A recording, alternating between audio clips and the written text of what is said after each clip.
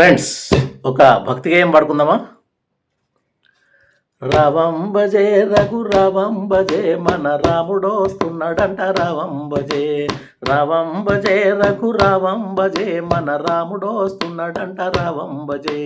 గుళ్ళు గుళ్ళులు తిరిగి రావం భజే మన గుడికొస్తున్నాడంట రావం భజే. గుళ్ళు గుళ్ళులు తిరిగి రావం భజే మన గుడికొస్తున్నాడంట రావం భజే.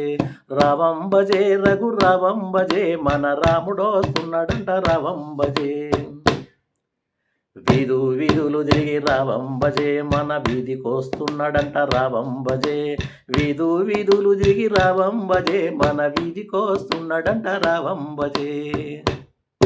ఇవి చిన్నగా ఉన్నప్పుడు, విద్యార్థి దశలో ఉన్నప్పుడు మేము దేవుని దగ్గర కూర్చొని పాడుకునేటువంటి భక్తి గేయాలు. కాస్త పెరుగుతుంటే వీధుల్లోకి వచ్చిన తర్వాత చిరుతల రామాయణ మాట చింతబాయి మోటాట. చిరుతల రామాయణ మాట చింతబాయి మోటాట. మోటకు 3 ఎకరాల నాటేసిన పొలమంట. నాటేసిన పొలమంట. ఓ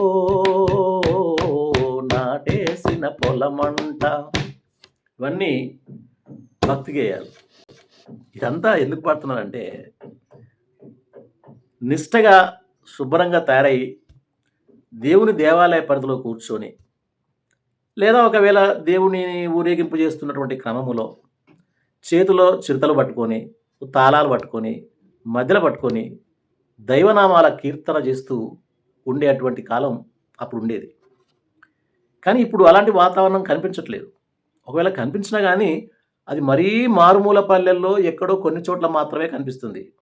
ఈ మాట ఎందుకు చెప్తున్నానంటే, దైవనామాలని అలా కీర్తించేటువంటి రోజులు పోయి ఇవాళ జై శ్రీరామ్ అనేటువంటి యుద్ధ నినాదాలను మనం వీధుల్లో వ్యాపింపజేస్తున్నాం. కొంచెం దీని గురించి ఆలోచింపమని చెప్పడం కోసమే ఈ వీడియో చేస్తున్నాం. జై శ్రీరామ్, రామనామం కూడా ఎంత కమ్మనైనది. రామ్ అనే శబ్దంలో ఒక మంచి రిథమ్స్ ఉంది అని చెప్పేసి మనందరం చెప్పుకుంటాం, ఒప్పుకుంటాం. ఒక రకంగా చెప్పాలంటే పరవశించిపోతాం. మరి అట్లాంటి రామనామాన్ని చేస్తున్నప్పుడు ఆ రామునికి సంబంధించిన కీర్తనలు ఏవో చేస్తే బాగుంటుంది. సో చేయడం వల్ల హిందువులలో ఒక భక్తిని, అనురక్తిని నింపడం సాధ్యమవుతుంది. అట్లాగే ప్రజల్ని కూర్చోబెట్టి కొన్ని ముఖ్య కేంద్రాల్లో ఒక ప్రవక్తను పిలిపించి ఆ వేదాల్లో ఉన్న వేద సారమో లేకుంటే ఉపనిషత్తుల సారమో చెప్పిస్తూ ఉండేవాళ్ళు అప్పటి కాలంలో. ఇప్పుడు అవి తగ్గిపోయినాయి.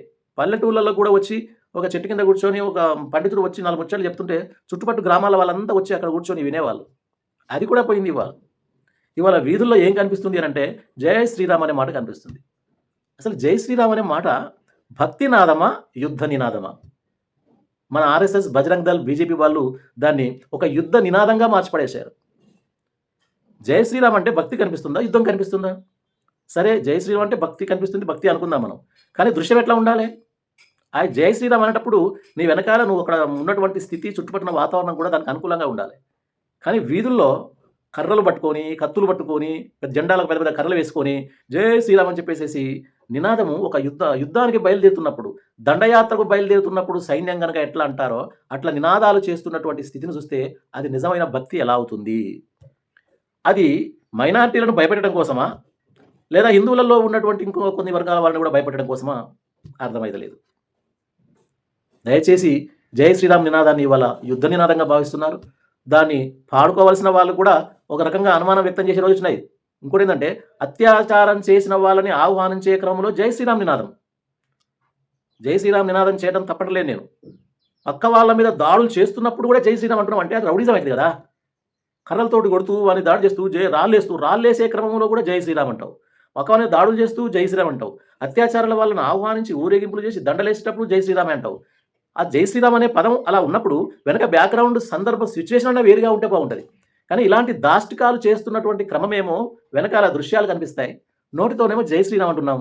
దీనివల్ల ఏమవుతుందంటే, ఈ శ్రీరామ్ అనేటువంటి నామాన్ని ఇలాంటి దుష్ట కార్యాలకు వాడుకుంటున్నాం అని చెప్పేసి అర్థమే కదా. కనీసం మంచి కార్య దేవాలయం ఉన్నప్పుడు జై శ్రీరామ్ అనండి, పూజలు చేస్తున్నప్పుడు, భజనలు చేస్తున్నప్పుడు జై శ్రీరామ్ అనండి.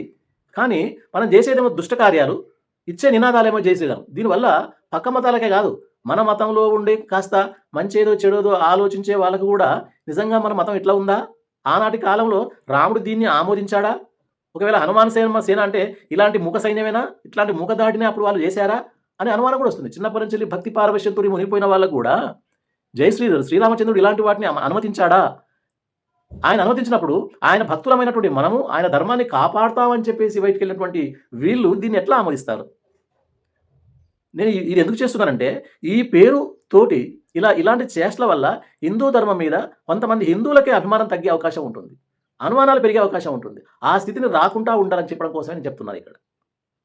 దయచేసి రాముని పేరుని మంచి కార్యాలు చేసేటప్పుడు వాటిని పాడుకోవడం మంచిది గానీ, రోడ్ల మీద ప్రతిపక్షాలను ఉద్దేశించి రాజకీయంగా వాడు ప్రతిపక్షం కావచ్చు. కానీ వాడు కూడా నీ రామభక్తుడే గదా! రాజకీయంగా ఇప్పుడు అధికారంలో లేకపోవచ్చు. కానీ వాడు కూడా రామభక్తుడే గదా! భారతదేశంలో బీజేపీ ఉండొచ్చు, కాంగ్రెస్ ఉండొచ్చు, కమ్యూనిస్టులు ఉండొచ్చు, తెలుగుదేశం ఉండొచ్చు, టీఆర్ఎస్ ఇంకేదైనా ఉండొచ్చు. కానీ అన్ని పార్టీలలో ఉన్నటువంటి వాళ్ళు కూడా హిందువులే గదా! అంటే హిందువుల్ని వేరు చేయాలని ఆలోచిస్తున్నారా? హిందువుల్ని కలుపుకొని ఒక మహాసముద్రం చేద్దాం అనుకుంటున్నారా? లేకుంటే ఉన్నటువంటి హిందువులలోనే శాఖోపశాఖలుగా విస్తరించడానికి తోడ్పడుతున్నారా? ఈ నినాదం వల్ల లాభం ఎంత? నష్టం ఎంత? ఒకసారి పండితులు కూర్చొని ముఖాముఖి చర్చ చేయండి. నిజమేదో బోధపడుతుంటుంది. సో ఫ్రెండ్స్, దయచేసి ఇలాంటి విషయాల్లో హిందువులనే భయపెట్టించేటువంటి వాతావరణం సృష్టించకుండా ఉండాలని కోరుకుంటున్నాను. ఈ పరిస్థితి ఎక్కువైతే ఏమైతే తెలుసా?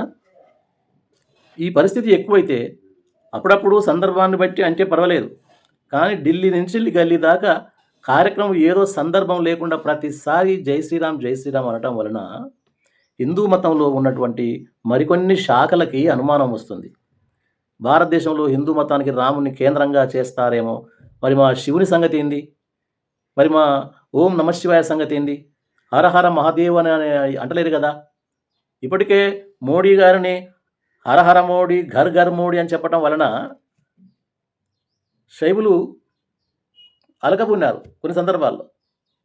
కొంచెం వాళ్ళ మనసు గాయపడింది. దీనివల్ల అసలు నిజమైన భక్తి లేదు కదా అనే ఒక అనుమానం కూడా వచ్చేస్తుంటుంది.